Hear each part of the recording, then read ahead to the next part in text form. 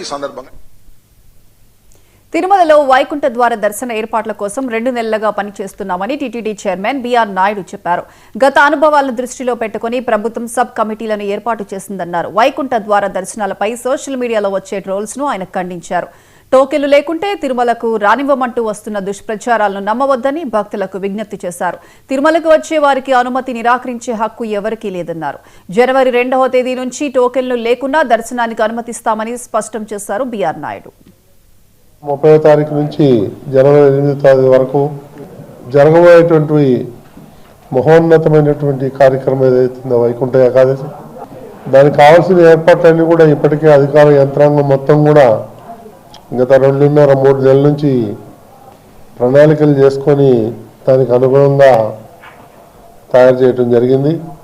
వీటన్నిటిని దృష్టిలో పెట్టుకొని గతంలో కూడా కొన్ని సంఘటనలు జరిగినాయి.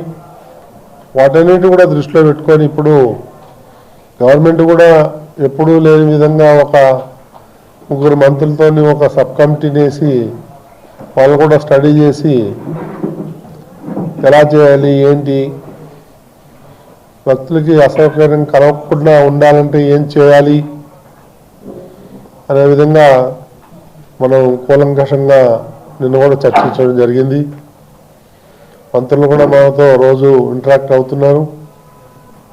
ఇక మన టీటీడీ విషయానికి వస్తే ఈఓ గారు కానీ, అడిషనల్ ఈఓ కానీ, ఎస్పీ కానీ, సివిఎస్ కానీ వీళ్ళందరూ కూడా పలుమార్లు కూర్చొని దీన్ని ఏ విధంగా చేస్తే బాగుంటుంది అనేది ఆలోచన చేసి ఒక ప్రణాళిక సిద్ధం చేయడం జరిగింది. అవన్నీ కూడా నిన్న మీ దృష్టికి తీసుకొచ్చాం. ఇది కొంతమంది మీడియాలో, సోషల్ మీడియాలో గ్లోబల్ ప్రచారం చేస్తున్నారు.